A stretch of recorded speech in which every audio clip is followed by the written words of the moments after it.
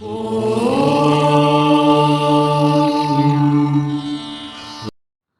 நம்ம தம்பி. சிவாய நமமா. நம்ம சேனல் வந்து மெய்ஞான சித்தருங்க சேனல் தம்பி. சரிங்கம்மா. இதுல வந்து சும்மா ஒரு நார்மலான ஆன்மீகத்தை அப்படியே எடுத்து எடுத்து கொடுக்குறோம் தம்பி. நம்ம வந்து பெரிய பெரிய விஷயம்லாம் நான் ஆன்மீகத்தை பத்தி பேசணும்னா சின்ன சின்ன விஷயங்கள் அப்படி.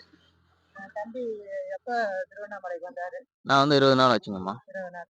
ஆமா. ஏன் 20 நாள்லாம் எப்படி இங்க தங்குற மாதிரி வந்திருக்கிறீங்களா? இல்ல தங்கிட்டு போலான்னு வந்திருக்கிறீங்களா? இல்ல துறவறம்னா என்னன்னு தெரிஞ்சுக்கலான்னு வந்துக்கிறேன். துறவரம்.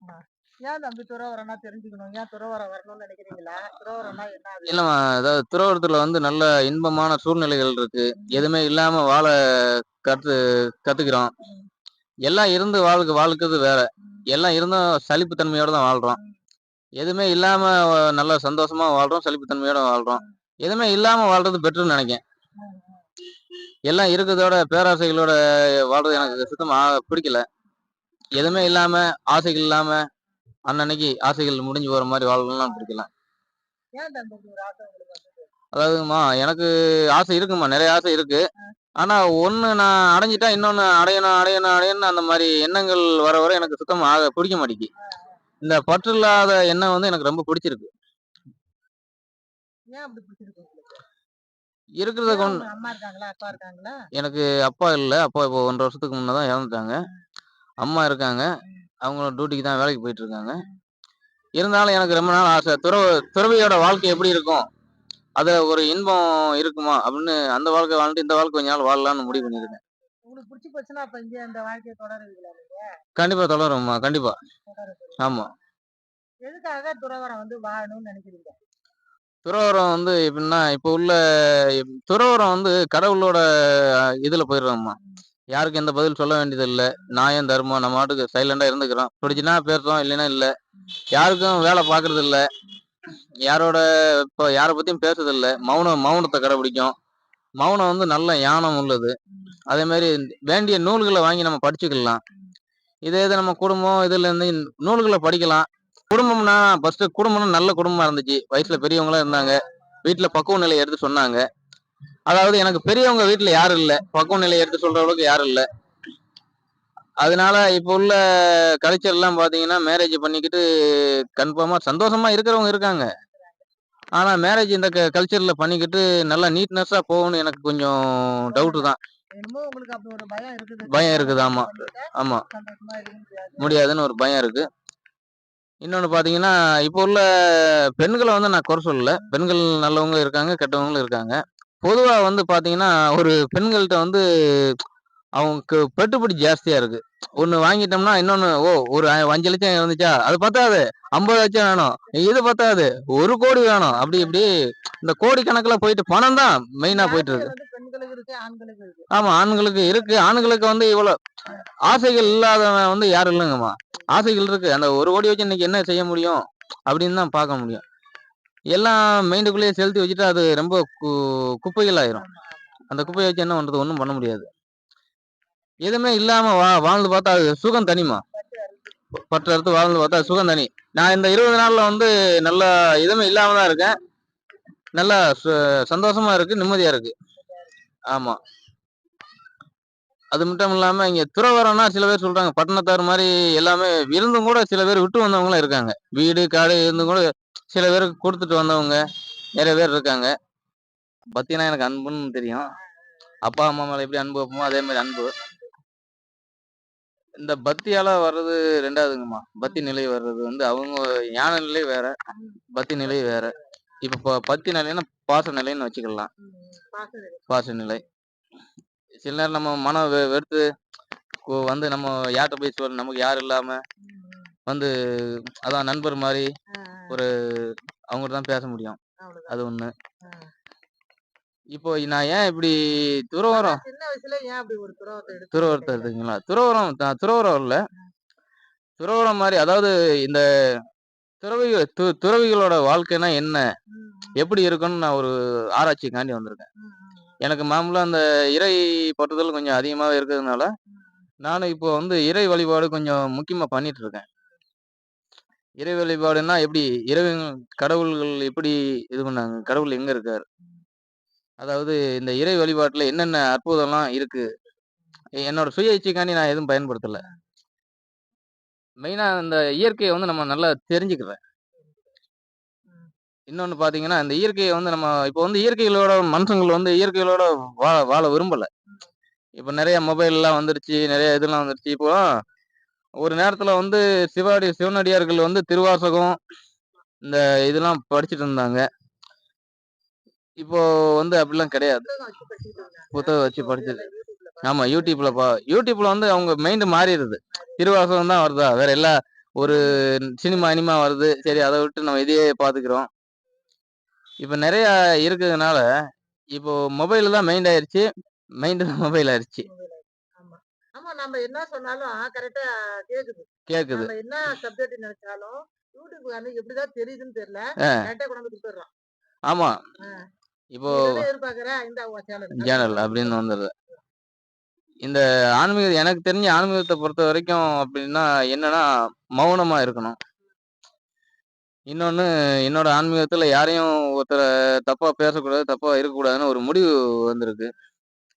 அப்புறம் சில பேர் வந்து ஆன்மீகத்த வச்சு தப்பாலாம் இது பிசினஸ் பண்றாங்க. பிசினஸ் பண்றாங்க. சில பேரு ஆன்மீகத்துல கடவுள் வர்றாங்கங்காங்க. அப்புறம் அருள் வாக்குன்னு சொல்றாங்க. நெறைய ஏதேதோ வித்தியாசமான இதெல்லாம் இருக்கு. அது ஒரு சப்ஜெக்ட். நானு அதையும் ஆராய்ஞ்சு பார்த்தேன்மா. அதான் சில அது பேரு. ஒரு சப்ஜெக்ட். அது ஆ. ஒரு சப்ஜெக்ட். அந்த சப்ஜெக்ட்டையும் ஆராய்ஞ்சு பார்த்துட்டேன். இந்த மக்களுக்கு வந்து நெறைய பிரச்சனைகள் இருக்கு. ம். சில பேர் எங்க போணுன்னே தெரியாம போயிட்டு இருக்காங்க என்ன மாரி. எங்க போணும்னு அவங்களுக்கே தெரியாது. ஆனா போயிட்டு இருக்காங்க. இன்னொன்னு பார்த்தீங்கன்னா, சில இப்பலாம் எல்லாம் வியாபாரம் தான் நடக்குமா. ம். டாக்டர் நெறைய இப்போ இதெல்லாம் இப்ப நம்ம நோய் இல்லாம போனாலே நோய் இருக்குன்னு சொல்லி மனச வேதனைப்படுத்திடுறாங்கல்ல. தெளிவுங்கிறது மனுஷன்ட்ட தான் இருக்குன்னு நான் இப்பதான் புரியுது. ம். ம். கடவுள் கடவுள்னா சில பேர் வந்து பெரிய பெரிய அ இந்த ஆன்மீகத்துல நல்ல பக்குவப்பட்டவங்கலாம் இருக்காங்க. அவங்ககிட்டலாம் போய் பார்த்தா கடவுள் எங்க இருக்காரு? அப்படின்னு. நான் போய் கடவுள் எங்கேய்யா இருக்காரு? அப்படின்னா, கடவுள் வந்து மனுஷனுக்குள்ள தான் இருக்காரு கடவுள். கடவுள் ம். அப்படிம்பாங்க. சில பேர் வந்து என்னன்னா, கடவுள் கோயில்ல தான் இருக்காரு அப்படின்னு சொல்றாங்க. அப்புறம் ஒரு புக்கு இந்த சிவபுராணத்துல ஒரு புக்கு வந்து இந்த கோயில் சம்பந்தமான விஷயங்கள் படிச்சு பார்த்தா, ஒரு மனுஷனோட அதாவது பாதத்திலருந்து தலை வரைக்கும் எல்லாம் கோயிலுக்கு சம்மந்தமான கோயிலே மனிதன், மனிதனே கோயில். மனிதனே கோயில். அதாவது இங்க இருக்கிற ஒளி தான் மூலஸ்தானம். மூலஸ்தானம். இதான் மூலஸ்தானம் கடவுள்ன்னு சொல்றாங்க. முதுகெலும்பு, முது கொடிமரம், அது ம். ஒரு ஒரு மூலாதாரம், சுவாதிஷ்டானம் எல்லாம் ஒரு ஒரு ஆமா. அங்கம். 7 சக்கரங்களும் ஒரு ஒரு ரகமா இருக்கு. அத அடிப்படையா வச்சு தான் கோயில் ஆமா. உருவாக்குது. அடிப்படையா வச்சு கோயில் இருக்காங்க. இப்போ வந்து நான் வந்து இந்த ஆன்மீகத்துல வர்றதுக்கு காரணம் வந்து ஒரு புக்கு தான் என்ன மாத்துச்சு. ம். நானு 2016ல இந்த நெல்லூர்ல வேலை பார்க்குறப்போ, அங்க ஒரு கடையில ஸ்வீட் கடையில வேலை பார்த்துருந்தேன். அர்த்தமுள்ள இந்து மதம்னு கண்ணதாசன் கண்ணதாசன் கவிஞர் அவரு புக்கு வந்து நெறையா அதுல நெறையா இது இருந்துச்சு. அது செப்பரேட் அத படிச்சு அது அப்ப இருக்கிறது இப்ப மைண்ட்ல இருக்கு. ஆனா ஆனா அத சொல்ல சொல்றதுக்கு முடியல. வரமாட்டேங்கி. நம்ம ஒரு மைக் முன்னாடி பேசும்போது மைக்கு ஒரு மாரி முன்னாடி வரமாட்டேங்கி. மாறிடுறோம். பேச்சே அதுக்கு மாறிடும். முன்ன எனக்கு கடவுள்ட்ட போய் இது வேணுனா தந்துருவாரு, அது வேணுனா தந்துருவாரு. இப்போ இப்போ வந்து எனக்கு வந்து எதுவுமே வேண்டாம். ம். மொத்தத்துல எதுவுமே வேண்டாம். நிம்மதியா இருந்தா போதும். லாஸ்ட் வரைக்கும் நிம்மதியாவே இருக்கணும். அது ஒரு குறிக்கோளா இருக்கு. இப்ப ஆன்மீக வழிபாடுலமா நெறைய சொல்றாங்கம்மா. இப்போ லிங்கம் வந்து லிங்கம் 3 லோகம்னு சொல்றாங்க. இப்ப லிங்கத்துல 3 லோகம் எப்படி இருக்கும்? ஒண்ணு சத்தியலோகம்ங்காங்க. இன்னொன்னு வைகுண்டம். ம். லிங்கம் தான் கைலாசம்ங்க. அதே மாரி மனுஷனுக்குள்ளேயும் அந்த 3 லோகம் மனுஷனுக்குள்ளேயே இருக்குன்னு சொல்றாங்கல்ல. மார்பு வைகுண்டம்னு சொல்றாங்க. நம்மளோட வாய் சொல் தன்மை சத்தியலோகம்னு சொல்றாங்க. நெற்றி பகுதி மட்டும் கைலாயம்னு சொல்றாங்க. அப்போ உண்மதானே? கோயில் எங்க இருக்கு? மனுஷன்ட்ட தான் இருக்கா? மனுஷன்ட்ட தான் இருக்கு. அப்ப நம்ம மனுஷனுக்கு ஏகப்பட்ட வைப்ரேஷன் வருது. ஒரு சிந்தனைன்னு போ மாட்டேங்கி. சிந்தனைகள் நெறைய வருது. சிந்தனைகள் வந்து ஜாஸ்தி ஆகுது. அதாவது இப்போ வந்து ஆசைகள் வந்து இப்ப ரொம்ப அவங்க தான் இப்போ மனுஷங்களே ஆசைகள் தான் ஆகுது. ஒண்ணு கிடைச்சா ஒண்ணுக்கு இந்த மனசு பக்குவ நிலை பட மாட்டேங்குது. மாறி, மாறி, மாறி போயிட்டே இருக்கு. அத கட்டுப்படுத்துறதுக்கு இந்த இறை வழிபாடு ரொம்ப முக்கியம். ஆனா, இந்த இறை வழிபாடு வந்து நான் பண்றது வந்து இன்னொன்னு பார்த்தீங்கன்னா, இந்த காட்டுக்குள்ள எப்படி நம்ம தனியா இருக்கணும்? ம். இந்த காட்டுக்குள்ள இருந்துட்டு நம்ம எல்லாம் இருந்து வாழ்றது வேற. ம். எதுவுமே இல்லாம வாழ்றது வேற. இப்ப என்கிட்ட எதுவுமே கிடையாது பாத்தீங்களா? இந்த காட்டுக்குள்ள இப்ப விஷ ஜந்துக்கள் நெறைய இருக்கு. பாம்பு, அப்புறம் தேளு நெறைய இது வந்து போகுது. ஆனா இந்த இந்த திருவண்ணாமலைய பொறுத்தவரைக்கும் யாரையுமே அது சீண்டவே இல்லையே! இல்ல செய்யல. அதான் ஆச்சரியமா இருக்கு. நெறைய பாம்பு பாத்தா பயப்படுவோம். நெறைய இதெல்லாம் இருக்கு. இங்க திருவண்ணாமலைய பொறுத்தவரைக்கும் பக்கத்துல பாம்பு போனா கூட அது கடிக்கிறது இல்லையே! கடிக்கிறது இல்ல, அவங்களும் பயப்படுறது இல்ல. பயப்படுறது இல்ல. பயப்படுறது இல்ல. எல்லாம் முடிஞ்சு போச்சு. இனிமே என்ன? அவர் அப்போ பாத்துக்குவாரு. அவர் அண்ணாமலை பாத்துக்குருவாரு. மேல அவ்வளோ ஒரு பக்தி. ஆமா. இன்னொன்னு பாத்தீங்கன்னா, எனக்கு தெரிஞ்சு இந்த தேளு, பாம்பு இதுகளோட மனுஷங்களோட உடம்புல விஷம் அதோட ஜாஸ்தி. கம்மிதான். அதோட கம்மி அதோட தான். கம்மி தான். மனிதனை விட ஒரு விஷத்தன்மை கம்மியான உள்ளது எல்லா ஜீவனும் இருக்குது. ஆமா. ஆமா. நம்ம தான் அதிகமா இருக்கிறோம். நிக்கும். விஷத்தன்மை அதிகப்பட்டு இருக்கிறோம். இப்போ வந்து இன்னொன்னு பாத்தீங்கன்னா, நம்ம வாழ்க்கையில எது தேவைப்படுது? இந்த சப்ஜெக்ட்டுக்கு எது தேவைப்படுது? ஒரு நாள். ஒரு நாளுங்கிறது நமக்கு என்ன நாள்ன்னு தெரியல. இந்த தேவர்கள்லாம் சொல்றாங்கல்ல, அவங்களுக்கு ஒரு நாள் வந்து ஒரு வருஷமே ஒரு நாளாம். 365 நாள் கொண்டது ஒரு ஒரு நாளாம். ஒரு நாள்லயே தான் ஒரு வருஷம் ஆகுது. சூரியன் சுத்தி வர்றதுக்கு ஒரு வருஷம் ஆகுதாம். அதே சனிக்கிழமை சுத்தி வர 30 வருஷம் ஆகுதாம். 30 வருஷம் சனி பகவானுக்கு ஒரு நாளா? ம். பாத்தீங்களா?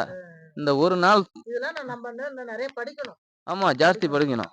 படிச்சு தெரிஞ்சுக்கணும். தெரிஞ்சு மெய்ஞான சித்திரக்குடி நண்பர்களே, நம்ம சேனலை சப்ஸ்கிரைப் பண்ணுங்கள், லைக் பண்ணுங்கள், கமெண்ட் பண்ணுங்கள், ஷேர் பண்ணுங்கள். நன்றி.